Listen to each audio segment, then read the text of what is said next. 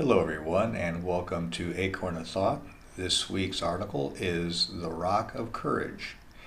And in today's article, we discuss how we navigate the unknown. And, the ways that we do that could occur, I believe, predominantly in two ways. First, we must know the goal that we are working towards. And we have to have that vision, and we hope that is a God-inspired vision, that He speaks into us and tells us, and guides us and leads us into the direction we need to be, and can put into our heart with clarity what exactly that goal is.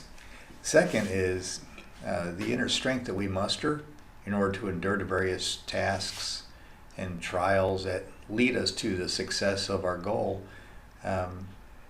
Is very important, and we are going to first get some type of we hope a God-inspired vision of where it is that we need to be, what it is our goal is, and then some sense of how we're going to get there, but we're not really going to know for sure. There's going to be a lot of unknowns in that journey that we're going to take. Now, God has all that laid out for us, but we only see the first few steps, sometimes just the very next thing that we're going to do, followed by the next thing we're going to do after that once we've completed the first step. So it's oftentimes a bit ambiguous. It's much like a business plan. We try to think it all through and take into account everything that could possibly happen, but things happen along the way that we don't anticipate. And so we find ourselves in a bit of a quandary, trying to figure out how to go from one step to another, and our plan gets changed and adjusts all the time. And that's very much how life works, and it's just the way it is. But God sees all of that way ahead of us, but we don't. We have to experience that one step at a time, and that's the beauty of having that God-like relationship, because He's guiding us, and He knows we're learning along the way. He knows we're going to trip up along the way, and yet, in spite of that, He'll keep us on track, even if we're just a little off every now and again. As a good model, I'd like to use Psalm 31 today to kind of illustrate this entire concept. And it'd be good for you to pause the video and take a look at Psalm 31, and then come back and restart the video, and then we'll go through this in some detail. So I hope you've had a chance to go ahead and look at Psalm 31 at this point. There's some highlights I'd like to bring up. I'm going to bring up two, what I would kind of call strategic points in the Psalm. First being verse 3, which states that, "For you are my rock and my fortress. Lead me and guide me," the scripture says. And at this point, we need to accept God as our starting point, and we're from here. God's going to lead us in the direction that we're going to go, and He's going to lead us down the path to get where it is we're trying to go. He's always with us, and I'd like for you to remember that He's always before us and will be our comforter, director, and encourager along the way. And we are going to trip up, and we are going to need Him to guide us. We always have to accept the fact that He's going to be there, and He's going to give us direction, and He's going to inspire us to go through these steps.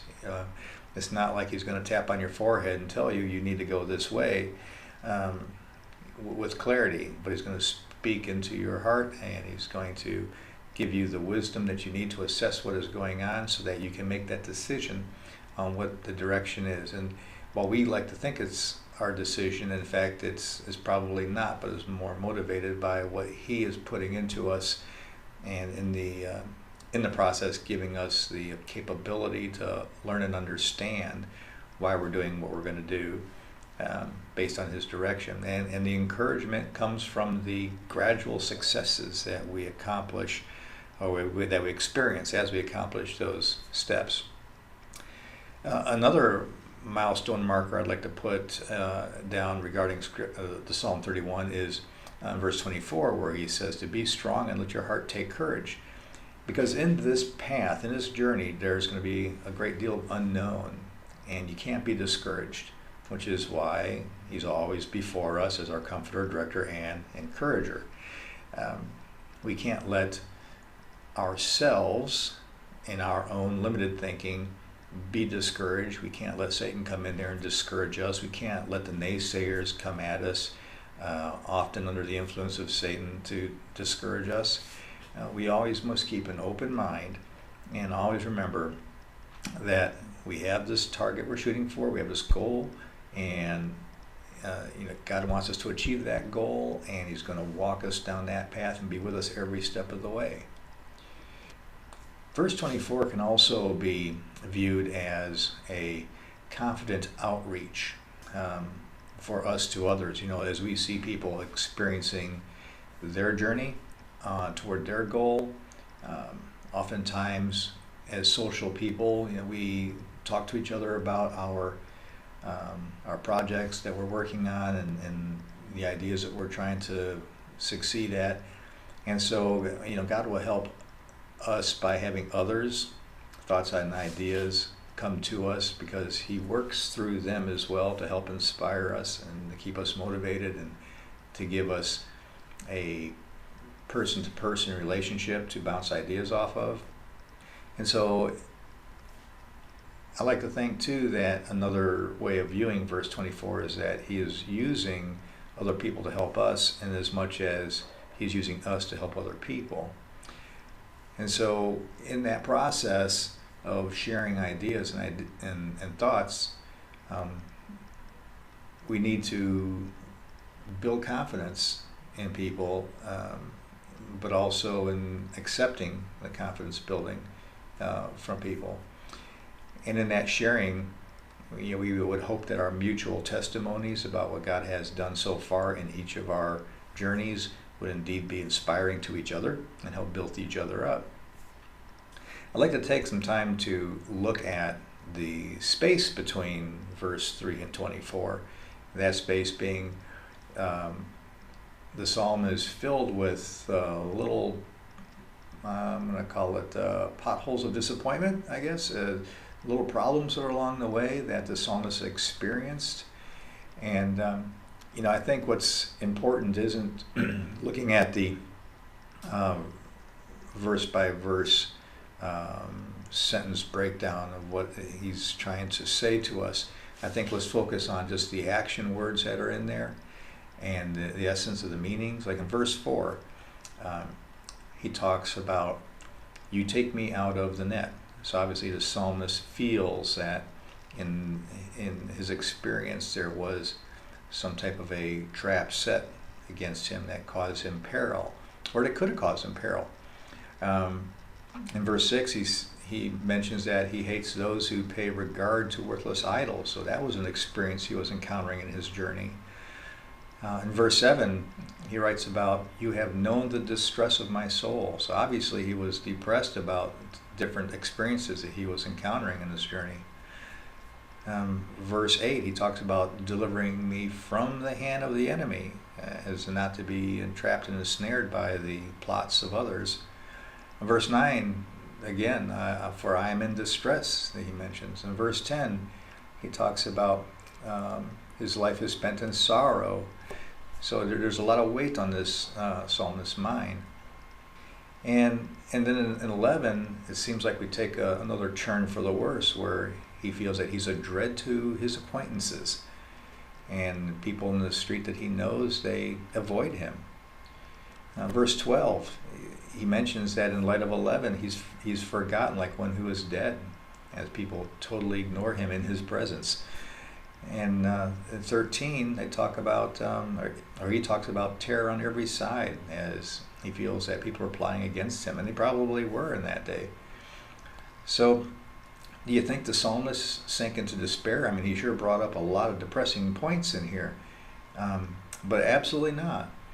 Because in 14 he says, "Well, I trust in you, O Lord. I say you are my God." See, he's looking for that guidance and leadership that only God can provide, and he's looking for that encouragement that only God can provide, and he finds it.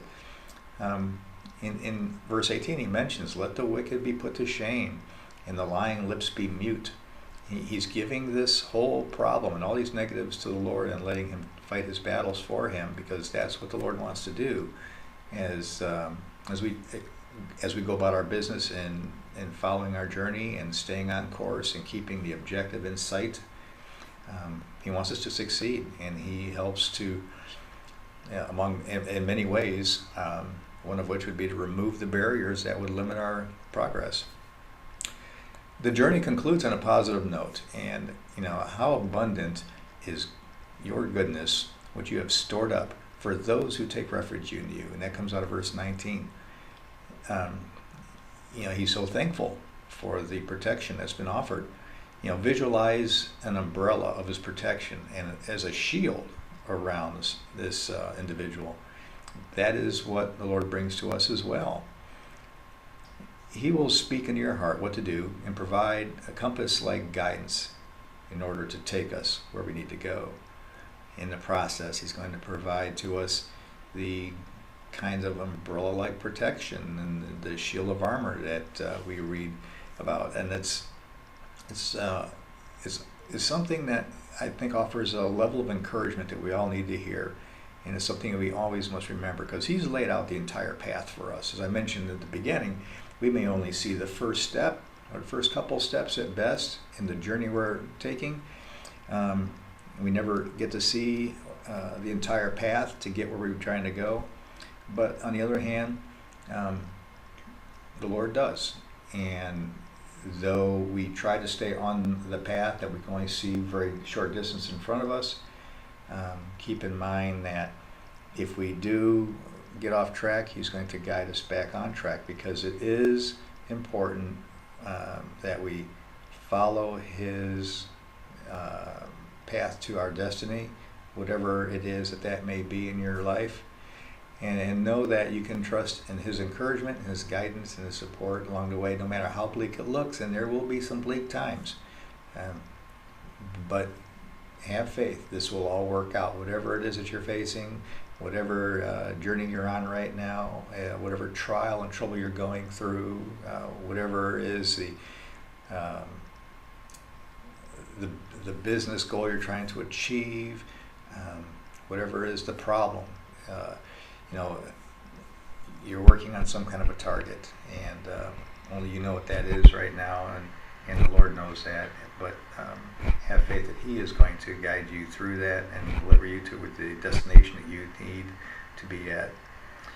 And so with that, I thank you for watching the video, and I thank you for reading the article. And if there's anything we can do at Acorn of Thought, please get a hold of us, and we'd like to give you some scriptural support to help you on your journey, and we wish you a very blessed day.